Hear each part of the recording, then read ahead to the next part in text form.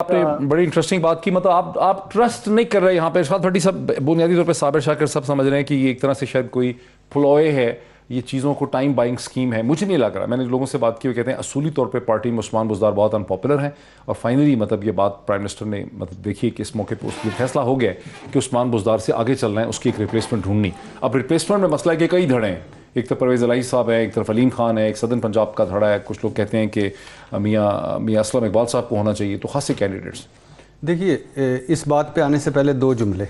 एक तो इमरान खान साहब को याद हो सोच रहे होंगे कि मैं जो धड़ाधड़ तब्दीली मफरल डाल रहा था लोगों के गले में और बग़ैर सोचे समझे कि 22 साल की किन के ख़िलाफ़ आपने जिहाद किया और किन को शामिल कर रहे हैं और किन के साथ हुकूमत बना रहे हैं, तो वो आज उनको याद आता होगा। गलतियाँ की हैं। हाँ, दूसरा इमरान खान साहब को याद होता है कि अगर केपी में परवेज़ खटक होते, पंजाब में कोई और तगड़ा वज़ीर आला होता, तो आज इमरान खान की अदम एतमाद की तारीख आधी वहीं ख़त्म हो जाती। जिसके पास केपी और पंजाब और तरीके अदम एतमाद आ जाए। हाँ। लो दो की सियासत है ना। हाँ। सिंपल सी बात।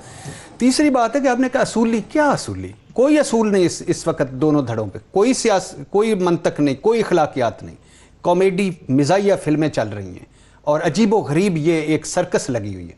क्या इमरान खान साहब को पता नहीं था कि ये जो मैं उस्मान बुज़दार को लगा रहा हूं तो इस कितनी तब्दीली, कितने धरनों में मेरे साथ थे, कितना तब्दीली सफर मेरे साथ, उस वक्त रसूल नहीं थे। आज बस मिस कर चुके हैं इमरान खान साहब।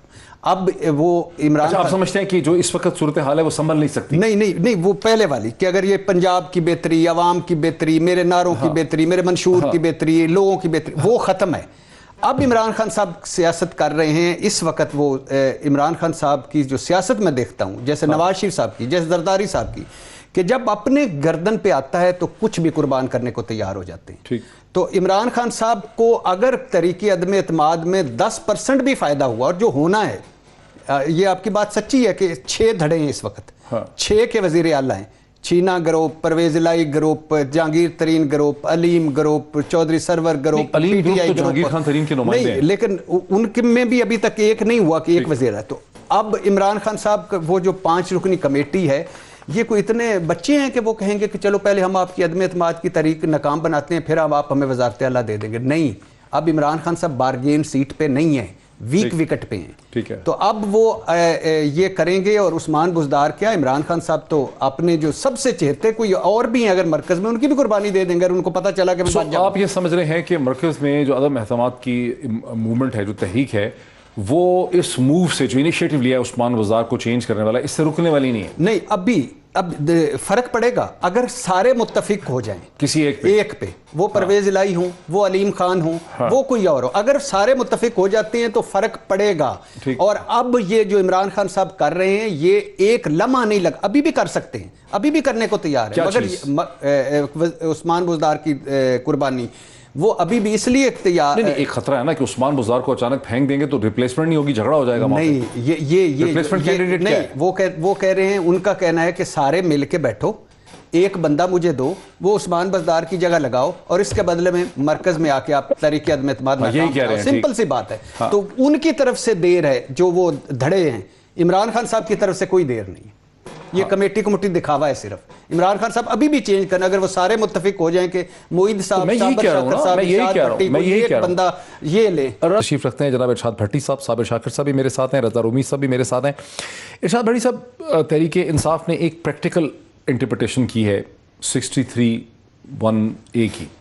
ये आर्टिकल जो है, ये 1997 में, 1997 में नवाज शरीफ साहब ने हॉर्स ट्रेडिंग को और फोर्क क्रॉसिंग को रोकने के लिए लगाया था उस वक्त, क्योंकि उससे पहले की हिस्ट्री ये थी कि कभी मरी एक सेंटर बन जाता था, कभी छांगा मांगा बन जाता था। आप पुराने लिखने वाले आदमी, आपको एहसास है कि पुलिस वाले जो हैं वो लोगों को पेशाब करवाने के लिए ले जाया करते थे। मैंने एमएस को, मुझे पुलिस वालों ने खुद बताया कि वो शूशू करने के लिए भी साथ एक एसपी जाता था या एएसपी जाता था या डीएसपी जाता था, ताकि किसी से बात ना कर लें। उस ज़माने में मोबाइल फ़ोन नहीं होते थे।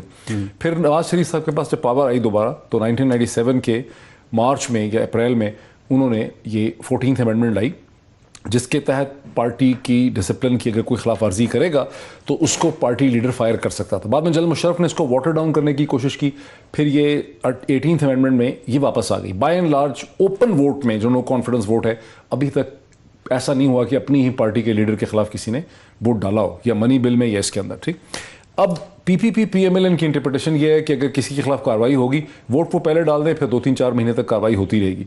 पीटीआई की इंटरप्रिटेशन ये है कि जब हमने ये डिक्लेयर कर दिया कि अंदर किसी ने नहीं जाना और हमने स्पीकर को लिख के दे दिया, और उसके बाद अगर कोई डालेगा तो उसका वोट नल एंड वॉइड होगा और वो इनवैलिड हो जाएगा। आपकी इसमें क्या तशरीह, आपको क्या समझ आ रहा है? अच्छा, पहली बात तो ये है कि मैं बड़ा हैरान हूँ, हमारे यहाँ ये डिस्कस होता है कि अपोजिशन भी बड़े फ़ख्र से कहती है और हुकूमत भी सुना है कोई डंडा फोर्स बरदार वो बना रही है कि कोई हमारा बंदा डंडा बरदार या नारे मारने वाले या उनके घरों का पीछा करें या उनका वो करें कि खुदा का खौफ करो वगैरह। तो यानी ये कौन लोग हैं? ये हमारी जमहूरियत को कंधा देने वाले हैं। खुदा का खौफ, ऐसी ही है जमहूरियत। 50-100 लोटा है उसका अपने नाम जमहूरियत रखा हुआ है। ऊपर वो हैं जो आल बचाओ माल बचाओ खाल बचाओ वाले हैं। गुलाम ऊपर आका है, नीचे गुलाम दर गुलाम। किसी में 1% भी रवैया जमहूरी नहीं, ना उनकी पार्टियों में, ना उनके ज़हनों में, ना उनके दिलों में। इक्तदार गेम में मुझे इक्तदार मिल जो ज़ालिमों कितनी मरतबा इक्तदार लेना है, कितनी मरतबा। यानी किधर गया Tony Blair, Margaret Thatcher, Obama अगर यहाँ होता मौजें कर रहा होता, ताहयात सदर रहना था, अय्याशी करनी थी और जिस मुल्क में चाहता महल बना लेता, जहाँ चाहता मौजें करता। अब वो बैठा हुआ है, कभी लेक्चर देता है, बीवी भी लेक्चर देती है, कमाइयाँ खा रहे हैं और कर रहे हैं। यानी उनको तो चाहिए इधर आए, हमारे पास आके एंजॉय करें और फिर उधर जाके जायदादें बनाएं। होगा क्या? कदम बढ़ा ओबामा, हम तुम्हारे साथ हैं, कदम। और जेल भी ओबामा जाता है तो फूल फेंकते। हाँ। और फिर हम उसके बाद बिरयानी, ओबामा को इतने करने चाहिए, बिरयानी की प्लेटें बनानी चाहिए थी और कीमे वाले नान। ठीक है, बस बाकी इस पे आए ना, मेरे सवाल पे तो आए। अच्छा, अब ये है कि ये उस वक्त और इस वक्त सारे अपने अपने मेंबरान के, जिनको हम इंसान कहते हैं, जो असल में मिस्र का बाजार है और इसमें मंडी लगी हुई है, खरीदो फरोख्त हो रही है। मैं तो मंतकी और असूली तौर पर इसके हक में हूँ कि क्यों जो ही वोट देने के बाद नाहल का क्या मतलब है? बिल्कुल सही। वोट देने आपको मैंने हटा दिया, बाद में मैं और पता ही है आखिरी 2 जुमले क्यों दे रहे हैं वोट। मिसाल के तौर पे जिस वक्त बड़ी खबर ये है कि क्यों दे रहे हैं, बड़ा जो मंतका है ये वो पैसों पे भी नहीं दे रहे, ओहदों पे भी नहीं दे रहे, ये टिकटों के लिए, नून लीग की टिकटें मिलेंगी तो अगले इलेक्शन कहने की एक्सप्लेनेशन है, लेकिन पैसों का भी सुन रहे हैं। अच्छा, ये पहले नाहल होना चाहिए, फिर बाकी आइन क्या कहता है मुझे नहीं पता। रिलेशन डीजी आईएसपीआर भी एक पब्लिक एड्रेस करेंगे, एक प्रेस कॉन्फ्रेंस करेंगे। वो प्रेस कॉन्फ्रेंस अभी तक नहीं हुई, ये हमें पता भी नहीं है कि वो प्रेस कॉन्फ्रेंस जो है वो किस इशू पे किस हवाले से होगी, लेकिन हम इसका एक एनालिसिस जो है वो कर लेते हैं। इरशाद भट्टी साहब, मौलाना ने क्यों ये एक इस किस्म की सूरत हाल पैदा कर दी है बिल्कुल डी चौक के ऊपर? देखिए, मुझे कोई हालात अच्छे नहीं लगते नज़र आ रहे। उसकी वजह यह है कि जब आप बातों से आप गालियों से आप अपनी फोर्सेस तक पहुंच जाएंगे और थ्रेट्स तक पहुंच जाएंगे, और इस तरह जिस तरह अभी वो हो रहा है, विच इज़ वेरी बैड, ये किसी को के लिए अच्छा नहीं होगा। ये मुझे नहीं समझ आती मौलाना साहब ने क्यों लाए हैं। मौलाना साहब, किसी की क्या ज़रूरत है कि मौलाना साहब को कोई हाथ लगाए या बगैर महफूज उठा ले, अगवा कर ले? हाँ, नॉट मौलाना साहब को नैब ने जब बुलाया तो मौलाना साहब ने कहा था मैं फाड़ के फेंक देता हूँ। मौलाना साहब बाकायदा लॉन्ग मार्च लेके आके बैठे रहे, धरना दिए रखा, कभी किसी ने कुछ नहीं कहा। और पार्लियामेंट लॉजेस के आगे हरकतुल इंसार समझ नहीं आती। अब वो आ जाएगी तो तहरीक इंसाफ अपने बंदे लाएगी, वो आ जाएगी तो नून लीग अपने बंदे लाएगी, वो आ जाएगी तो पीपल्स पार्टी अपने बंदे लाएगी, विच इज़ वेरी बैड। और ये मैं कह रहा हूँ, ये सियासत के लिए आगे मुझे अंधेरा लगता है। ये जो आप पार्लियामेंट की बात कर रहे थे ना कि वो पहले नाहल हो जाने के बाद, ये भी क्योस है। स्पीकर कुछ रूलिंग देगा, लोग मानेंगे नहीं, और रूल्स अपनी इंटरप्रेट, आधे इधर हो जाएंगे, आधे इधर हो जाएंगे, बाहर लड़ाइयाँ होंगी, बाहर गालम गलोच होगी, विच इज़ वेरी बैड।